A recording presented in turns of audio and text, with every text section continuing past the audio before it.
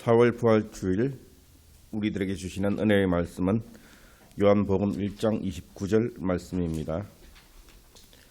요한복음 1장 29절 다 찾으신 줄 알고 같은 목소리로 봉독하겠습니다. 시작. 이튿날 요한이 예수께서 자기에게 나오심을 보고 이르되 보라 세상 죄를 지고 가는 하나님의 어린 양이로다. 아멘. 이 시간 서홍민 선교사님 가족분들과 또 찬양팀의 특순 이후에 부활하신 하나님의 어린 양이라는 제목으로 차명근 목사님께서 말씀을 전해드리겠습니다.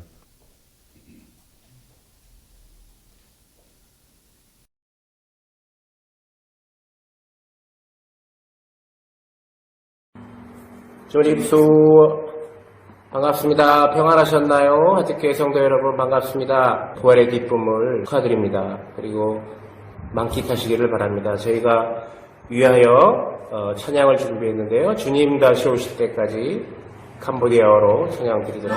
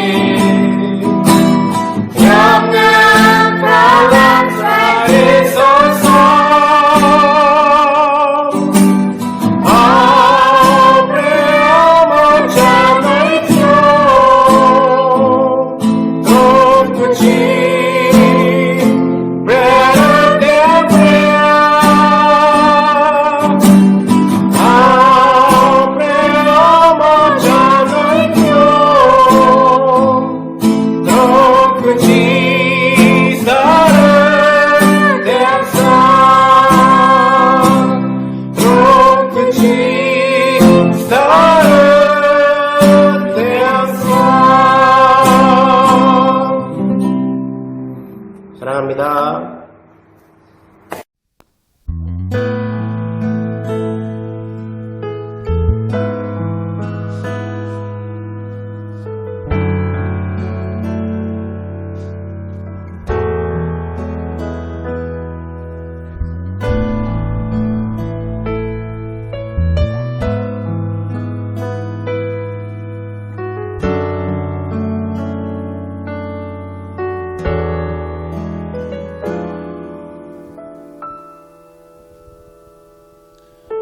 나의 주님 그대를 기억합니다. 주님이 나를 부르시던 그날을 외로움과 두려움에 힘겨웠던 나의 영혼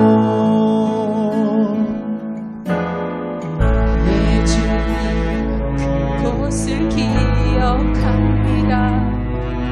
주님이 전하던 그곳은 험한가 낙심으로 지쳐있던 모든 삶. 하지만 왜 몰랐을까? 주님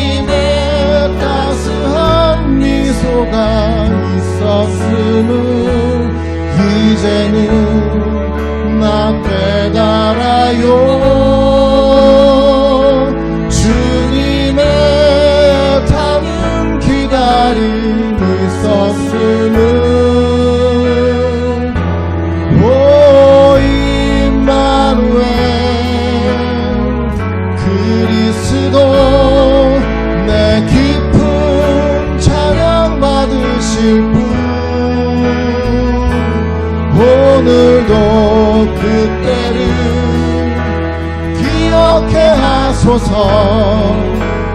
임마누엘 그리스도,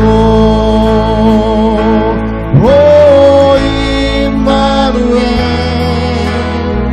그리스도, 내 깊은 찬양 받으실 분, 오늘도 그곳에 오르게 하소서. 임마누엘 그리스도, 당신의 십자가 사랑이 녹아있는 나의 베델로, 당신의 십자가 사랑이 녹아있는 나의 베델로.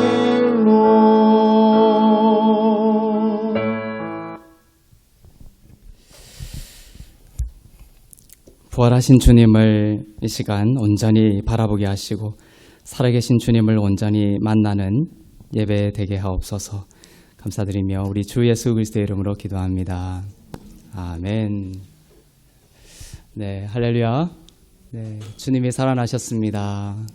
네, 캄보디아 서선교사님이 또 찬양으로 또 귀한 나눔을 해주셨는데 오늘 선교 헌금 드리는 또 날이기도 합니다. 또 기도를 준비하셨을 텐데 선교 헌금이라고 기입해 주셔서 헌금해 주시면 또 잘 전달해 드리도록 하겠습니다. 말씀을 나누기 전에 먼저 우리 선교사님한테서 저번에 왔던 짧은 편지지만 짧은 사연을 잠시 읽고 그렇게 말씀을 나누도록 하겠습니다. 사랑하는 목사님, 코로나의 여파이겠지만 모두가 선교지에서의 생활에 대해 관심과 배려가 눈에 띄게 줄어들어서 살아계신 주님만 바라봐야 하는데 저도 모르게 찬양을 하며 눈물을 보이곤 합니다. 이렇게 기도와 관심으로 많이 다운되어 있는 미천한 자에게 또 힘이 되어주시네요. 목사님 선교사가 현지에서 예수 그리스도를 구주로 모시고 살아가는 자체도 힘에 겨울 때가 많습니다. 그래도 주신 사명이 있기에 감당하려고 애쓰고 있습니다. 자립을 위해 기도하며 여러 가지로 준비하고 있는데 1차는 오리를 키워보려고 했지만 많지는 않았지만 모두 폐사하고 말았습니다. 그리고 현재는 길거리에서 음료 등을 판매하고 있습니다. 장사는 주로 오후 시간부터 새벽 5시까지 하고 있고 국도변이라 지나가는 차와 오토바이 손님들이 찾아오고 특히 주님께서 방황하는 청소년들이 찾아오게 하셔서 이들을 위해 그리스도의 사랑을 따뜻하게 전달하고 있습니다. 자본금 없이 시작을 해서 물건 수급에 어려움은 있습니다. 네, 이렇게 힘든 시간에 마침 연락을 주셨습니다. 늘 새벽 시간 다니는 차들도 네, 감사합니다.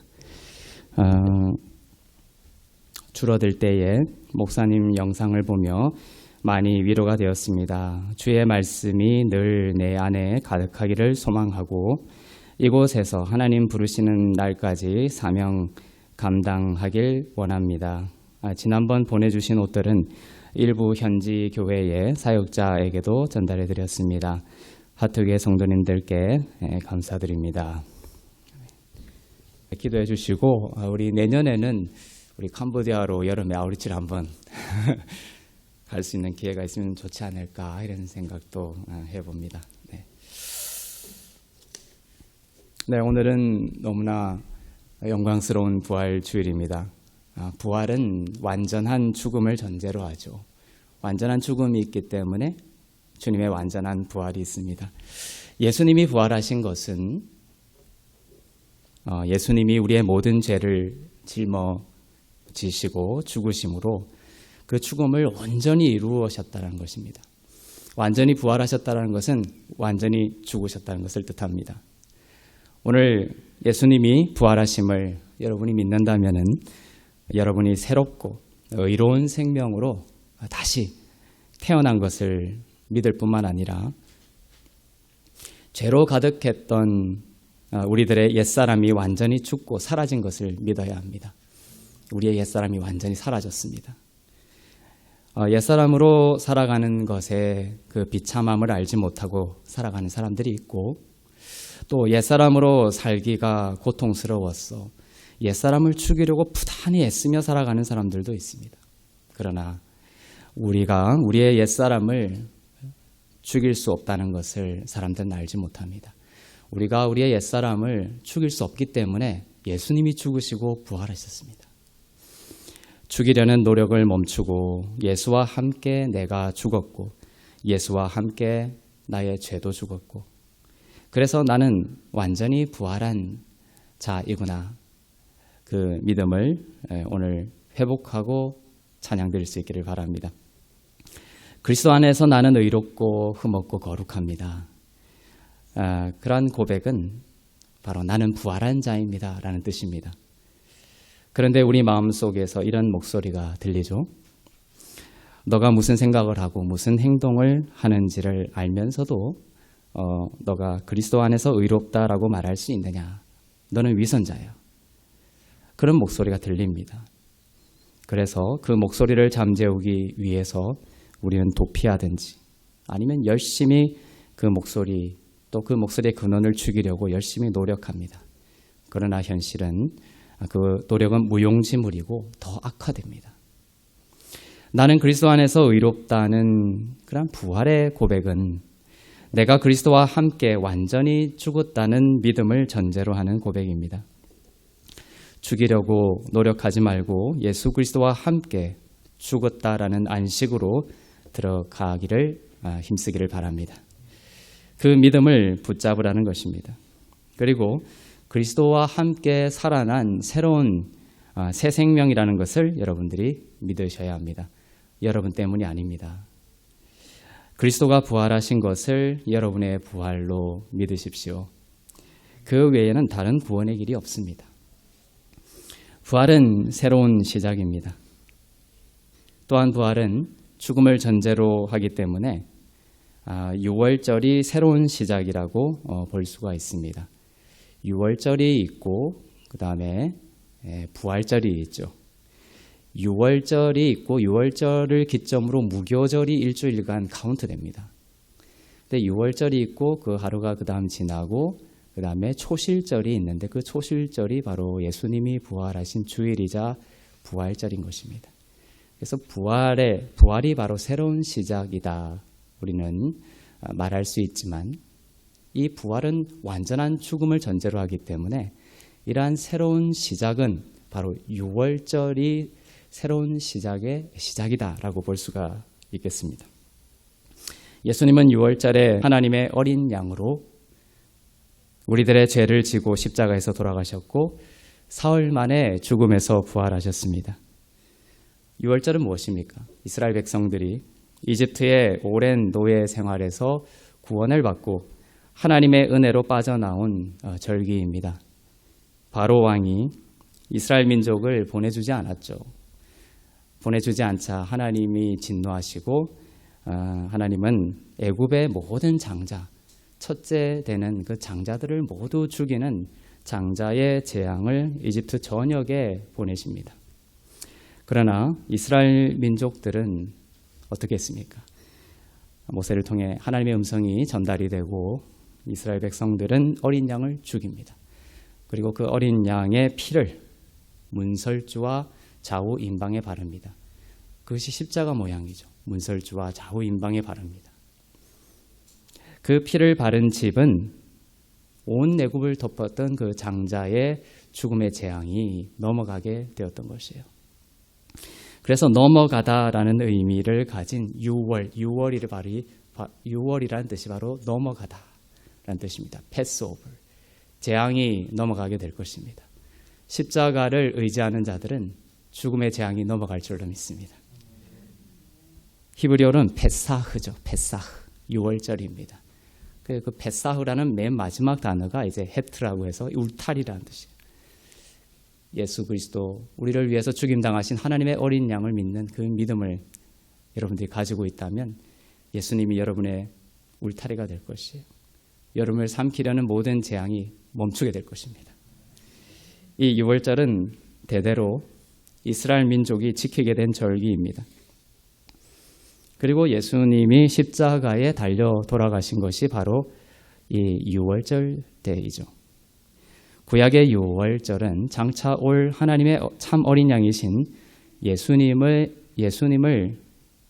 나타내기 위한, 그 예수님의 죽음을 나타내기 위한 그림자였습니다. 유월절은 예수님이 하나님의 어린 양으로 오셔서 유월절에 십자가에서 달려 돌아가셨습니다. 그리고 사흘 뒤에 첫 열매를 드리는 그 초실절에 부활하셔서 그를 믿는 모든 자들의 연합된 부활을 우리에게 가져오셨습니다. 애굽에서 장자의 그 재앙이 애굽을 덮치기 전날이었어요. 6월절 전날 이야기입니다. 출애굽기 12장 1절부터 2절을 보겠습니다. 시작. 여호와께서 애굽 땅에서 모세와 아론에게 일러 말씀하시되 이 달을 너희에게 달의 시작 곧 해의 첫 달이 되게 하고, 2절에 보면 이 달을 모든 달의 시작으로 삼으라고 하십니다. 6월절이 있는 이 달을. 저는 이 예언처럼 하나님께서 우리에게 6월절 절기가 새로운 시작임을 말씀하신 것이라고 믿습니다. 오늘 이 6월절을 맞는 이 시간, 이 6월절의 믿음을 여러분들이 다시금 붙잡고 회복한다면 이 말씀처럼 여러분의 삶에 새로운 시작이 오게 될 줄로 믿습니다. 희년이 오게 될 것이에요. 오늘 아침에 잠이 안 와가지고 너무 일찍 깼어요. 아침 일찍부터 깨서 잠이 오지 않는데 하나님께서 제 마음속에 생수의 강이 흘러나오게 되리라. 희년을 선포하라. 이 교회 모든 가정 가운데 모든 성도들 가운데 희년이 선포될지어다. 양강 나팔이 불릴지어다. 그런 말씀을 주셔가지고 내가 너무 설레가지고 아침부터 너무 좋았습니다. 저는 그 말씀을 정말 믿습니다. 저를 일찍 깨우시고 우리 교회 모든 성도들에게 주신 하나님의 약속이라고 믿습니다. 희년이 시작될 것입니다. 이 6월절은 새로운 시작을 우리들에게 선포하고 있습니다. 유대인에게는 달력이 두 개가 있는데요. 하나는 영적인 달력이고 하나는 일반 달력입니다. 이 영적인 달력은 미산월, 즉 6월절 달부터 시작합니다. 그리고 일반 달력은 9월부터 시작을 합니다. 이스라엘에 가면은 첫 해가 9월에 시작을 해요. 로시 하샤나라고 해서 로시는 비기닝이라는 뜻이고 하샤나는 더 이어이라는 뜻이에요. 로시 하샤나, 첫 해의 시작, the beginning of the year. 로시 하샤나라고 해서 그 9월에 시작을 합니다. 그래서 지금은 이스라엘은 우리와 다른 달력 체계를 가지고 9월에 새해의 시작을 맞고 있는 것이죠. 현대 유대인들은 그렇습니다. 그러나 구약 성경에 방금 읽어본 바대로 새해의 시작을 하나님은 6월절로 말씀을 하셨다라는 것이죠. 이 구절로 보면 하나님이 우리들에게 주시는 새 날의 시작은 바로 6월절이다라는 것을 볼 수가 있습니다. 6월절은 부활절과 지금 하나의 연결된 개념입니다. 4월에 이 눈에 보이는 6월절을 진실로 하나님이 말씀하신 것이 아니라 이 지킨 절기 자체를 하나님이 새로운 시작으로 말씀하신 것이 아니라 우리가 하나님의 어린 양으로 죽으신 예수님의 죽음과 그 부활을 믿으면 그때 여러분에게 죽음의 재앙이 넘어가게 되고 새로운 시작의 구원이 온다라는 말씀입니다. 눈에 보이는 6월절이 중요한 것은 아니죠. 6월절의 어린 양이신 예수님이 여러분의 모든 죄를 지고 죽으시고 부활하셨음을 믿으시길 바랍니다. 그것이 6월절을 지킨다라는 거예요. 오늘 6월절이라는 교회력을 따라 교회에 나와서 이 6월절이라는 절기를 지키는 것이 진실로 중요한 것이 아니라 바로 하나님의 어린 양으로 죽으신 예수 그리스도의 죽으심과 부활로 인해 나의 모든 죄가 사함받고 내가 연합하여 부활한 자가 되었다는 이 믿음을 여러분이 오늘 이 시간 다시금 갖고 붙든다면 하나님이 그 달이 새로운 시작이 될 것이다라고 말씀하신 것처럼 여러분의 삶의 가정의 자녀 가운데 새로운 희년이 선포될 것입니다. 하나님이 하시는 일이에요. 6월절에 어린 양을 잡았습니다. 장자의 재앙이 온다고 했고 6월절을 잡아서 그 피를 바르면 재앙이 닥치지 않을 것이다 라고 말씀하셨기 때문에 이스라엘 백성들은 이 어린 양을 잡아서 6월절에 어린 양을 잡았습니다. 근데 넉넉히 잡았습니다. 출애굽기 12장 4절을 보겠습니다.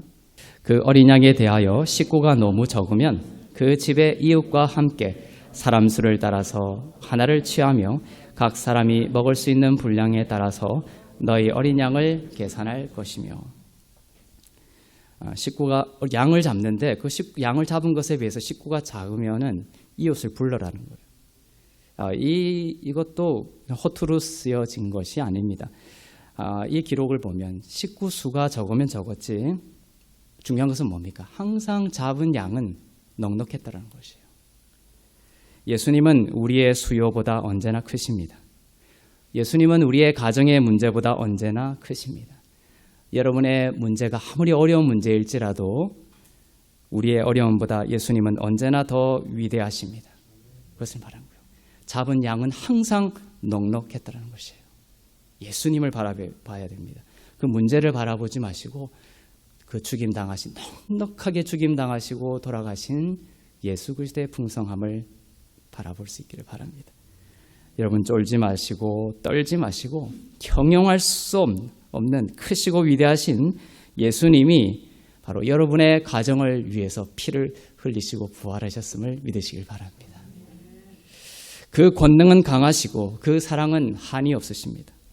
절대로 죽임당한 양이 가족에 비해서 그 문제에 비해서 우리의 삶의 여러 가지 필요에 비해서 적은 일은 한 번도 없었다는 것이에요. 언제나 식구들이 숫자가 적었을 뿐이죠. 그래서 항상 이웃을 불러야만 했습니다. 내 삶이, 내 가정이 하나님을 위해서 무슨 일을 할 수 있을까? 그러한 위축된 생각에 사로잡혀 있는 사람이 있을 수 있겠지만 하나님은 약속합니다. 뭐라고요? 이웃을 불러야 할 것이다. 여러분의 삶이 차고 넘칠 것입니다. 여러분의 가정이 차고 넘칠 것입니다. 저는 어릴 때 말을 잘 못하던 아이가 커서 위대한 달변가와 연설가와 정치가와 영향력 있는 하나님의 사람이 되는 것을 많이 읽었습니다. 하나님은 모든 것을 선으로 바꿀 수 있는 위대한 능력이 있으신 분이세요. 차고 넘치게 하시는 거예요. 지금 뭔가가 부족하고 어려운 문제 같지만 돌이켜 하나님께 그 문제를 가지고 가면 하나님은 우리에게 약속하시는 거예요. 차고 넘칠 것이다. 차고 넘칠 것이다. 이웃을 불러야 할 것이다. 너의 자녀를 위해서 열방이 변화되게 될 것이다. 너의 삶을 통해 너의 가정을 통해 이웃이 배불리 먹게 될 것이다. 그것이 오늘 아침에 주신 말씀이에요. 배에서 생수의 강이 고여있다? 아니 흘러나리라. 흘러갈 것입니다. 지금은 그런 거 아닌 것 같이 느껴질지 모르지만 주님이 경험하게 하실 겁니다. 네. 전도할 때에도 예수님이 너무나도 크신 분이심을 믿으세요. 직장에 가서도 예수님이 너무나도 크신 분이심을 믿으십시오. 그러니까 예수님이 얼마나 크신 분이신가를 믿는 것이 중요하다는 거예요. 우리는 어떤 문제, 삶의 눈에 보이는 문제들을 자꾸만 접하면서 자꾸 주눅이 듭니다. 하지만 그때마다 하나님이 원하시는 것은 위대하고 크신 주님의 아름다움, 넉넉히 잡히신, 피 흘리신 주님을 바라보라. 여러분 대신 죽으신 예수님은 정말 위대하신 하나님이시고 사람이십니다. 여러분의 문제보다 더 큰 해결책을 갖고 계십니다. 우리에게 문제가 생기기도 전에 해결책과 답을 가지고 계십니다. 예수님이 사람들에게 주실 때요. 예수님 많은 사람들이 예수님을 쫓았죠. 음식을 살 곳이 없었습니다. 무리는 5,000명이 넘었습니다. 가진 것은 보리떡 5개, 물고기 2마리밖에 없었습니다. 제자들은 질문을 합니다. 2사람이 와서. 근데 다 어떤 그 요점은 뭐냐면 가지고 있는 것에 부족함에 초점을 맞추는 거예요. 그래서 먹일 수 없다는 거예요. 너무나 5천 명이나 있습니다. 문제는 너무나 큽니다. 그리고 가지고 있는 것은 너무나 적습니다. 문제는 너무나 확대돼 보이고 내가 가지고 있는 자원은 너무나 초라해 보이는 것이죠. 하지만 주님은 어떤 분이십니까? 바로 그 순간에도 주님께서 그 작은 것에 안수하시자. 우리 아무리 초라한 것일지라도 주님의 손에 주님이 안수하시면 배가가 되는 거예요. 사람의 손이 닿으면 망가지고 흩어지죠. 하지만 주님의 손이 닿으면 배가가 되는 거예요. 주님이 안수하시자 먹고 남은 음식으로 12광주리를 채우고 가득 남겼어요. 5,000명 넘는 사람보다 더 큰 능력이 있으신 분이 바로 주님이십니다. 그래서 예수님은 어떤 모든 문제들이 왔을 때 쫄지 않으시는 거예요. 왜냐하면 그 문제보다 크신 하나님을 바라봤기 때문에 그래요. 그래서 5,000명을 다 먹이기도 전에 먼저 뭐라고 하죠? Thanks God. 하나님 감사합니다. 주님은 감사하고 시작하시는 거예요. 5,000명을 먹이기 전에 오병이어를 주님이 두 손에 가지시고 제일 처음 하신 것은 다 먹이고 난 뒤에 다 먹였네 감사합니다 이렇게 하지 않으셨습니다.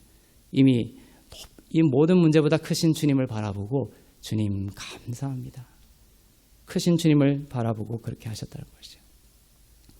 밤새 고기를 못 잡던 어부들이 있었습니다. 베테랑이죠. 예수님은 어부도 아닌데 그런데 어부들은 베테랑이었습니다. 수십 년씩 잔뼈가 굵은 어부들이죠. 그들은 밤새도록 고기를 잡았지만 잡을 수가 없었어요.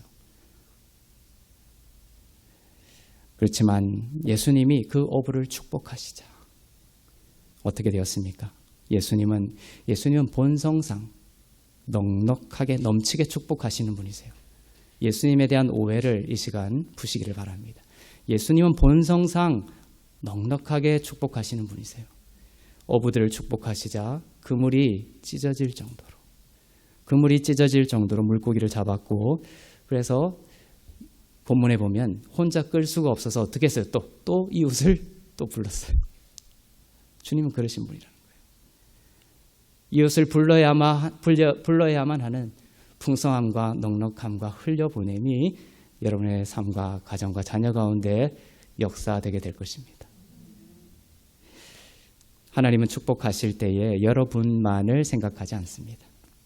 여러분은 항상 이웃을 불러야 하는 삶으로 나아가게 될 것입니다. 하나님이 여러분을 축복하시는 것은 여러분을 축복하셔서 세상이 축복을 받도록 하기 위해서입니다. 고인 삶이 아니라 흐르는 삶이 되시기를 바랍니다. 주님이 항상 흘러내리시는 축복의 하나님이시기 때문입니다. 이 세상의 모든 수요보다 하나님의 공급이 더 크십니다. 하나님은 남의 복을 빼앗아서 여러분에게 복을 주시는 분이 아닙니다. 남이 복을 받았다고 해서 내 복이 줄어드는 것이 아니라는 거예요. 하나님은 나와 이웃과 모든 사람들을 모두 축복하고도 축복할 것이 남아 계신 분이세요. 그러니 시기하지 마십시오. 마음을 좁게 만들지 마십시오. 인색하지 마십시오. 그 수문 뒤에 수백만 톤의 물이 가득한데 사람들은 그저 작은 구멍 하나를 내고 시기와 질투와 인색한 삶을 살아가려고 합니다. 그렇지만 주님이 말씀하십니다. 너희 가운데 무슨 마음을 품으라? 그리스도의 마음을 품으라. 마음을 넓게 하고 수문을 여십시오. 수백만 톤의 생명의 축복이 이미 왔습니다. 이미 왔습니다. 오지 않은 것이 아닙니다. 이제 여러분이 마음을 열고 수문을 열기만 하시면 됩니다. 하나님의 넉넉하심을 바라보고 흘려보내면 됩니다. 우리들의 마음이 좁아진 것이죠. 다른 이들에게 복이 되는 그러한 삶을 기뻐할 수 있기를 바랍니다. 인색하고 가난한 영을 가진 사람은 하나님이 아무리 축복하셔도 언제나 부족하다고 합니다. 휴가를 즐기는 동안에도 사소한 것 하나를 불평하죠. 불평이 습관된 가난한 영을 가진 사람은 천국에 가서도 불평할 거리를 찾습니다. 천국이 왜 이렇게 심하게 밝아? 이렇게 불평이 습관이 된 사람은 천국에 가서도 불평거리를 찾는다는 것이죠. 천사의 찬양들이 너무 시끄러워. 이렇다는 거예요. 남의 얘기가 아니라 제 얘기하는 거예요. 지금. 마음이 좁고 불평이 습관된 그러한 사람들 곁에는 사람들이 잘 가려고 하지 않죠. 하지만 마음이 넉넉하고 또 천국의 마음을 가진 사람들 곁에는 사람들이 매력을 느낍니다.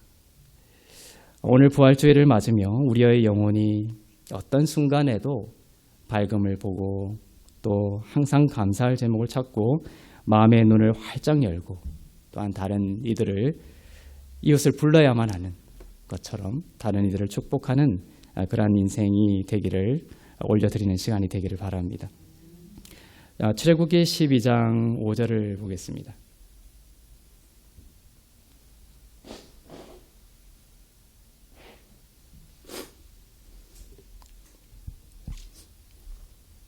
시작. 너희 어린 양은 흠 없고 1년 된 수컷으로 하되 양이나 염소 중에서 취하고. 자, 흠 없는 양을 잡으라고 하죠. 잡아야 되는 양은 흠이 없어야 합니다. 그 양은 바로 하나님의 아들을 상징하기 때문에 그렇습니다. 하나님의 아들은 흠이 없었습니다. 그분이 세상 죄를 지고 죽으심으로 우리가 그분 안에서 흠 없는 자가 되었습니다. 그분은 흠이 없었고 오직 흠이 있는 순간이 단 한순간 있었어요. 십자가에서 우리의 죄를 다 짊어지셨을 때. 그때 단 한순간 빼고는 주님은 흠이 없고 거룩하고 영광스럽고 점 하나 없던 분이셨어요. 피오란 분이셨어요. 그렇게 되신 이유는 바로 우리를 흠 없는 자 만들게 하시기 위해서입니다. 1년 된 수컷은 아주 귀여운 어린 양입니다. 왜 하나님은 다 자란 양을 잡으라고 하지 않으셨을까요? 1년 된 수컷 어린 양으로 잡으라고 하셨습니다. 그리고 하나님은 그 어린 양을 가족들과 함께 지내게 합니다. 6월절에 어린 양을 잡죠. 근데 그 어린 양을 아무 때나 가서 이제 잡아와가지고 바로 잡는 것이 아닙니다. 10일째에, 미산월 10일째에 한 양을 선택을 합니다. 흠없는 양을. 그래서 5일 동안 가족들과 같이 지내게 합니다. 그때는 모든 나이대가 다 같이 살기 때문에 어린아이들이 그 1년 된 수컷 양을 얼마나 이쁘게 돌봤을까요? 5일 동안 그 어린 수컷 양과 1년 된 수컷 양과 가족들은 하나가 되는 거예요. 아무런 관계가 없던 그 관계가 이제 5일 동안 함께 지내면서 서로 사랑하고 그 어린 양을 돌보고 이제 내 가족 같은 그러한 느낌이 되는 시간들 5일을 보내게 되어 있습니다.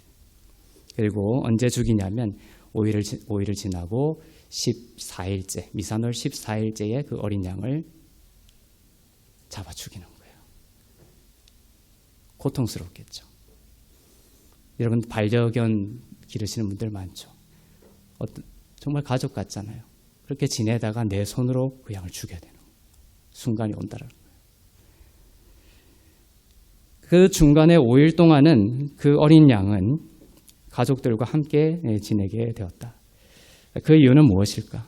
하나님이 우리에게 내어주신 그 예수님은 바로 하나님이 얼마나 사랑하시는 아들인지를 우리들에게 알게 하시기 위해서였어요.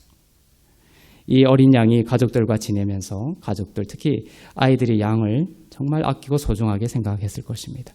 그리고 5일 동안 친밀하게 가족들과 지낸 뒤에 5일 후에 그 양을 죽였습니다. 모든 사람이 정말 가슴에 아이들뿐만 아니라 가족들이 눈물을 품고 그 양을 죽음의 장소로 데리고 가야 했던 것이죠. 하나님은 사랑하는 아들 예수를 우리에게 하나님의 어린 양으로 보내주시고 함께 지내도록 했어요. 그러니까 그 6월절의 어린 양을 가족들과 5일 동안 함께 지내게 했던 것처럼 똑같은 구도로 예수님이 오셔서 죽기 전에 십자가의 6월절의 어린 양으로 돌아가시기 전에 5일 전부터 5일 동안 우리와 함께 지내시는 거예요. 똑같은 구도로 되어 있습니다. 우리는 예수님의 영광과 사랑을 보죠. 예수님 십자가에 달리시기 전 5일 전에 성전에 계시는 장면들이 나오는데 그때부터 예수님 많은 말씀을 하시고 자신의 영광을 보여주시고 그분의 사랑을 보여주세요. 우리가 그의 영광과 사랑을 보게 됩니다. 하나님의 독생자의 영광입니다.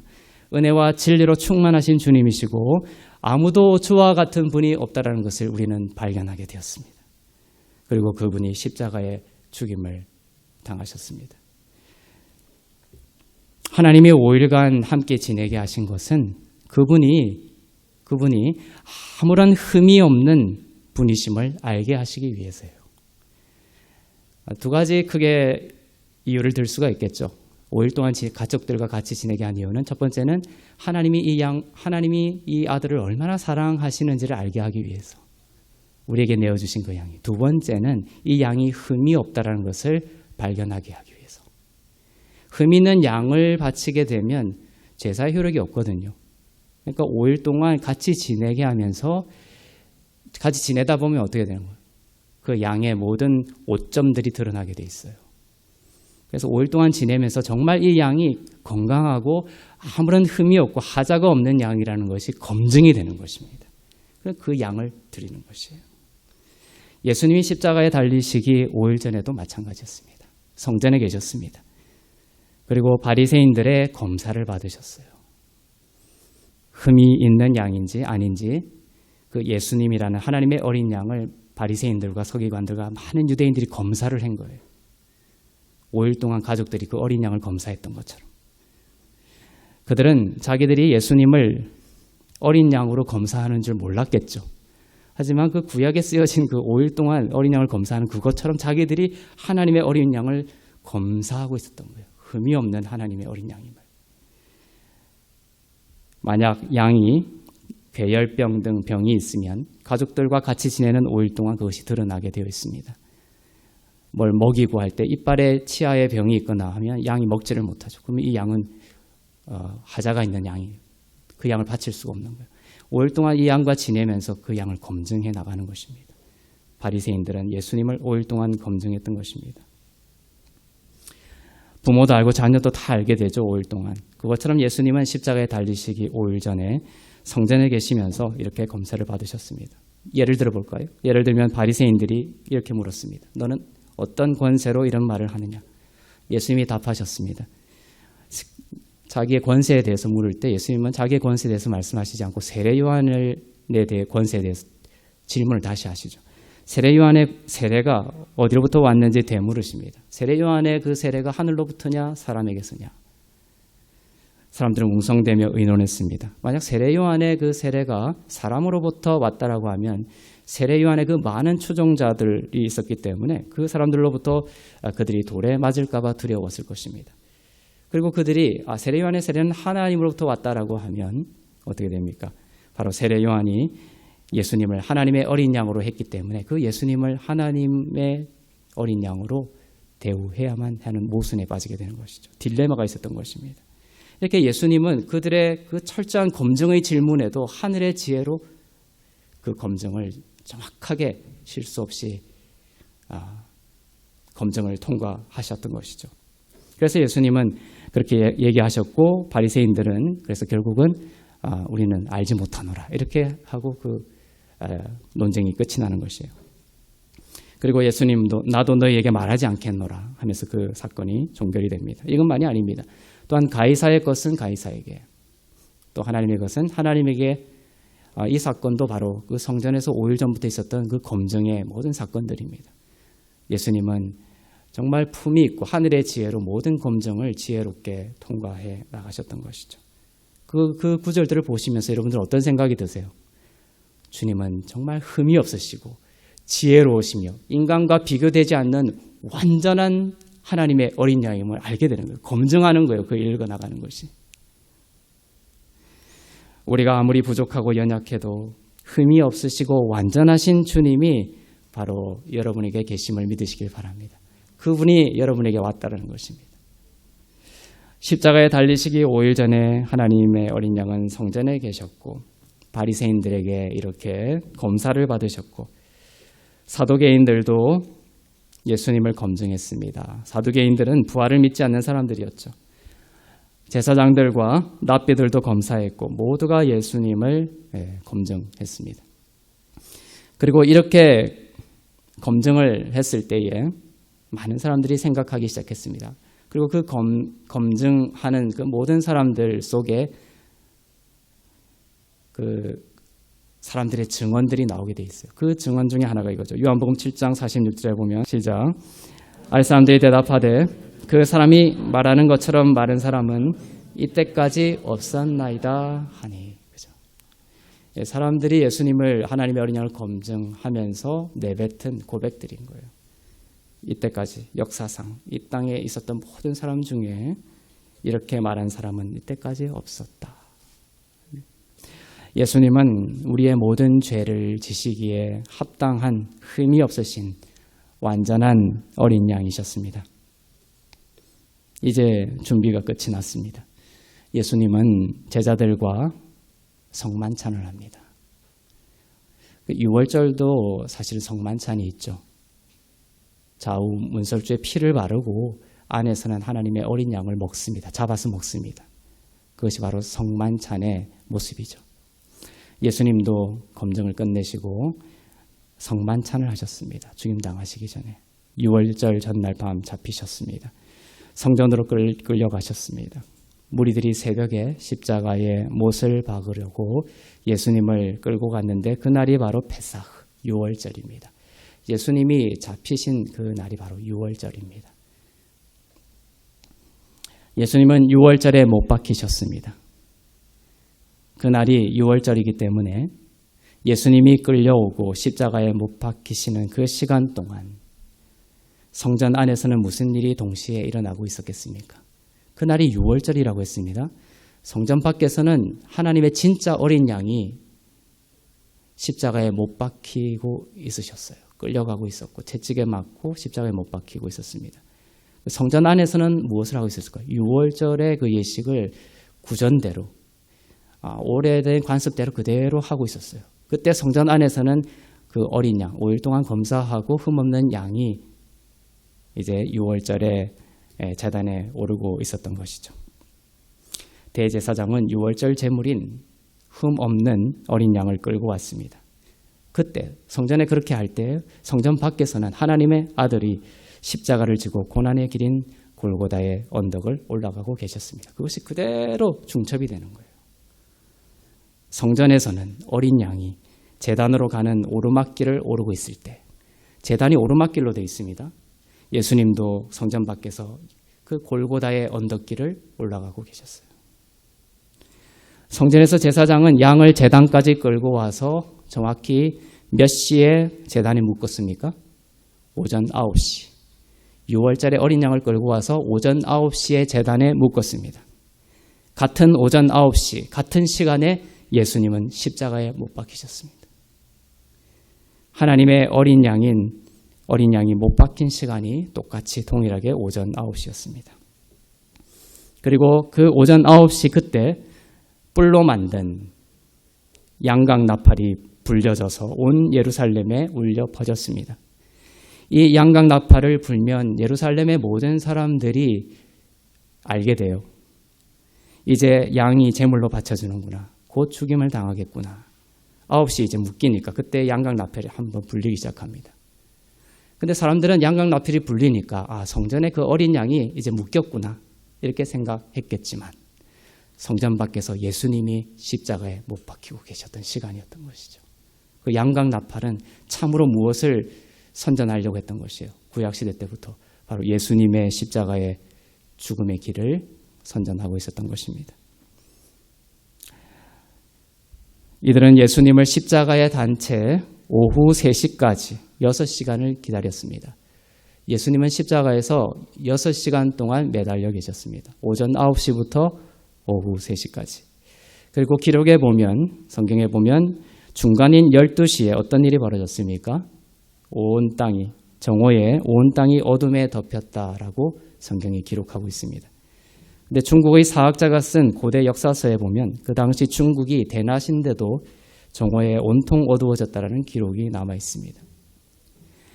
그리고 오후 3시가 되었습니다. 제사장은 날카로운 칼을 들고 제단에 갑니다. 그리고 묶인 양의 목을 잡고 그 양을 도살했습니다. 오후 3시입니다. 양이 죽임을 당했습니다. 제사장은 자신의 손에 양이 죽은 것을 확인하고 제단 곁에서 모든 사람들을 보면서 제사장이 외쳤어요. 뭐라고 외쳤을까요? 다 이루었다. 제사장이 외쳤습니다. 어린 양을 오후 3시에 죽인 뒤에 그 양의 죽임당한 목을 붙들고 제사장이 콜라 외쳤던 거예요. 다 이루었다. 동일한 오후 3시 성전 밖에서는 어떤 일이 벌어졌습니까? 예수님은 십자가에서 마지막 오후 3시에 마지막 죽기 전 마지막 말씀으로 어떻게 하셨습니까? 콜라 다 이루었다 말씀하시고 그 숨을 거두었습니다. 그리고 그 오후 3시 이때에도 바로 양각 나팔이 온 예루살렘에 울려 퍼졌습니다. 성경은 이렇게 기록하고 있습니다. 나팔 소리에, 이 양각 나팔 소리에 적들이 사방으로 도망칠 것이라고 기록하고 있습니다. 예수님이 죽으셨을 때 양각 나팔이 울려 퍼졌죠. 그 양각 나팔이 울려 퍼질 때에 성경 기록하고 있습니다. 적들이 사방으로 도망갈 것이다. 구약시대의 악령들은 이 소리를 두려워했어. 이 양각 나팔 소리를 두려워했습니다. 이것은 예수님의 죽으심과 부활을 알리는 소리거든요. 양각 나팔 소리가. 그래서 여리고성을 돌 때에도 제일 앞에 누가 섭니까? 양각 나팔이 서는 거예요. 양각 나팔이. 양각 나팔이 울려 퍼졌을 때에 울려 퍼지면서 모든 진열들이 그 뒤를 따르게 되어 있습니다. 이 양각 나팔 소리가 바로 예수 그리스도의 상징이며 오늘날 이 양각 나팔 소리가 바로 교회의 설교입니다. 저는 지금 양각 나팔을 부르고 있는 거예요. 예수 그리스도의 죽으심과 부활을 선포하고 있는 것입니다. 예수께서 우리의 모든 죄를 짊어지시고 보혈로 우리를 의롭다 하시기 위한 모든 죄값을 다 치르셨습니다. 그리고 부활하셨습니다. 이것이 양각 나팔 소리입니다. 그리고 이 양각 나팔 소리가 지금 울려 퍼지고 있습니다. 여러분의 죄는 사함받았으니 여러분 자신을 자책하지 말고 정죄하지 않기를 바랍니다. 과거는 용서되었습니다. 새로운 기회와 새로운 공급이 준비되어 있습니다. 주님이 유월절을 이것을 믿음으로 받는 자에게 어떻게 하신다고요? 새 날이 시작될 것이다. 양각 나팔이 여러분의 삶 가운데 불려지는 오늘이 되기를 바랍니다. 구원과 구속을 알리는 양각 나팔입니다. 이 양각 나팔이 울려 퍼진 순간 희년이 시작이 됩니다. 모든 빚이 탕감이 됩니다. 우리가 하나님께 진 빚, 우리가 잘못해서 우리의 삶으로 치르게 되었던 모든 빚이, 치러야만 했던 모든 빚이 씻겨 나갑니다. 그것이 양각 나팔 소리고 양각 나팔이 울려 퍼졌을 때에 우리에게 온 희년의 의미이죠. 모든 것이 탕감되는 거예요. 회복이 됩니다. 우리의 힘과 노력으로 회복이 되는 것이 절대로 아닙니다. 양각 나팔 소리를 믿음으로 받아들이고 여러분의 인생 가운데 선포하시길 바랍니다. 우리의 모든 죄가 완전히 사라졌습니다. 완전히 탕감받았습니다. 여러분이 잃어버린 것 모두를 이제 완전히 회복하실 것입니다. 부활의 의미입니다. 여러분을 정죄하는 세상에 대해 노라고 말씀하시고 예수님의 십자가가 주시는 안식 안에서 계속 자라가시기를 바랍니다. 우리가 스스로 죄책감과 정죄함에 익숙해져 있으면 그것이 외부로 자꾸 표출이 돼요. 이제는 정죄함에서 벗어나 하나님이 만드신 의인의 믿음으로 살아가시기를 바랍니다. 한 번 들어서 뿌리가 나지 않습니다. 그래서 양각 나팔을 1년 내내 절기마다 부르는 거예요. 불고. 이 양각 나팔을 계속 부르고 고백하는 것입니다. 이 양각 나팔 소리를 듣고 또 듣고 그 안에 안식하여 믿음 안에서 자라가기를 바랍니다. 그러면서 정말로 하나님의 선하신 역사가 일어날 것을 믿고 또 받으시기를 바랍니다. 전도를 하다 보면 사단에게 사로잡힌 사람들을 만나기도 합니다. 저도 그랬습니다. 사단에게 사로잡힌 사람이나 사단에게 속한 사람이 절대로 하지 못하는 말이 있습니다. 저도 전도를 하다가 귀신 들린 사람이 있었는데 그 사람이 절대로 하지 못하는 단어 하나가 있었어요. 그것이 뭐냐면 보혈입니다. 귀신은 보혈을 발음할 수가 없습니다. 말을 하지 못합니다. 포포포 하다가 절대로 마치지를 못해요. 예수님의 보혈이 나의 죄를 씻겼네. 그렇게 말을 한번 해보라고 했습니다. 절대로 그 말을 할 수가 없어요. 보혈을 절대로 내뱉지 못합니다. 사단은. 왜냐하면 그것은 자신의 패배를 인정하는 것이거든요. 여러분이 만일 예수님의 보배로운 피가 나를 정결하게 했음을 말할 수 있다면 여러분은 거듭난 자이고 영생을 얻은 자입니다. 믿습니까? 예수님이 보혈을 통해 이루신 모든 구속 사역의 완성이 바로 부활입니다. 여러분의 모든 죄가 완전히 사함받았고 의로운 하나님의 자녀가 되었다라는 양강나팔을 부십시오. 부활의 증인이 되십시오. 아침에 일어날 때 또 힘든 하루가 시작됐네. 이렇게 생각할지 모르지만 사단은 그렇게 생각하지 않습니다. 사단은 여러분이 그리스도를 믿는 여러분이 일어날 때 야, 저 무서운 양반이 또 일어났네. 이렇게 본다는 거예요. 여러분 자신을 보는 것과 사단이 여러분의 일어남을 보는 시각이 이렇게 차이가 난다는 거예요. 또 지겨운 하루가 힘든 하루가 시작됐네. 이렇게 우리는 우리의 권세와 그리스도 안에 있는 우리의 빛남을 알지 못하고 일어나지만 사단은 두려워 떠는 거예요. 저 무서운 권세를 가진 사람이 하나님의 사람이 일어났구나. 저 사람이 또 양강 나팔을 부르면 오늘 나의 삶, 이 사단의 권세는 대패하고 말 텐데 참수하죠. 이것도 하고 저것도 하라는 식으로 계속해서 그리스도 안에 있는 의롭다라는 믿음을 참수해서 그걸 고백하지 못하게 만듭니다. 그렇게 해야 자기들이 이기기 때문에. 하지만 여러분 이제 아침마다 일어날 때 양강 나팔을 부르십시오. 예수의 피로, 보배로운 피로 나의 모든 죄가 씻기고 하나님의 의로운 자가 되었습니다. 그럼 아까 뭐라고 했죠? 성경에 이 나팔이 불릴 때 적들이 사방으로 도망가리라. 그것입니다. 보혈의 능력으로 새롭게 된 여러분을 사단은 바로 더 두려워하고 있다는 것입니다. 축복의 하루를 주시니 감사합니다, 주님. 그렇게 양강 나팔을 부시는 인생이 되기를 바랍니다. 이 양강 나팔이 불린 것이 바로 희년입니다. 주님의 부활로 여러분이 희년이 되었음을 믿으십시오. 예수님이 악한 것을 지셨기 때문에 예수님의 선한 것이 바로 여러분의 것이 될 것입니다. 좋은 일이 와도 희년을 선포하고 양강 나팔을 부르며 찬양하십시오. 그리고 나쁜 일인 것 같은 일이 와도 쫄지 마시고 희년을 선포하시고 양강 나팔을 부르십시오. 예수님의 공로를 인정하는 것이 뭔지 아십니까? 예수님이 십자가에서 죽으시고 부활하셨음을 인정하고 찬양하는 것이 무엇인지 아십니까? 그것은 바로 기적을 기대하는 것이에요. 기적을 기대하면 십자가의 공로를 존귀하게 하는 것입니다.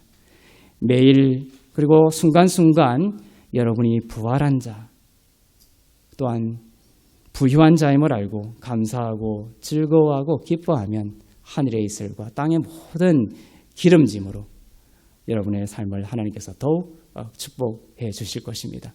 이러한 부활의 풍성한 넘치는 은혜가 여러분의 삶 가운데 앞으로도 영원히 이어지기를 주님의 이름으로 축원합니다. 기도하겠습니다.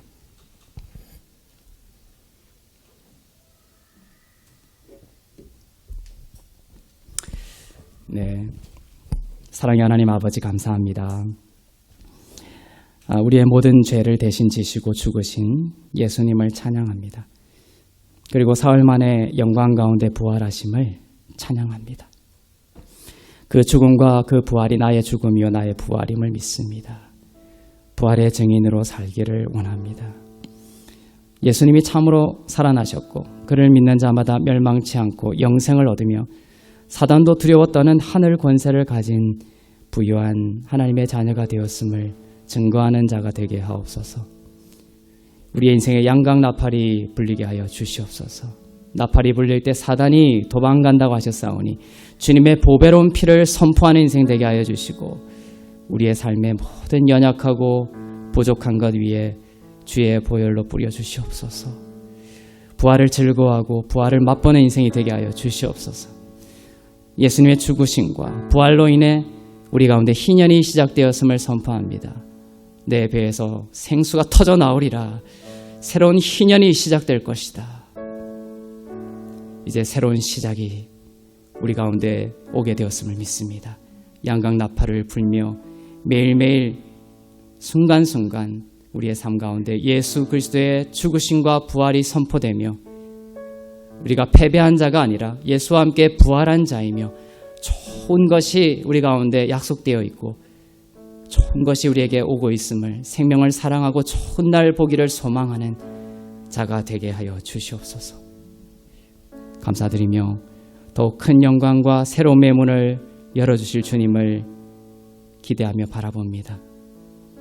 감사드리며 우리 주 예수 그리스도의 이름으로 기도합니다. 아멘.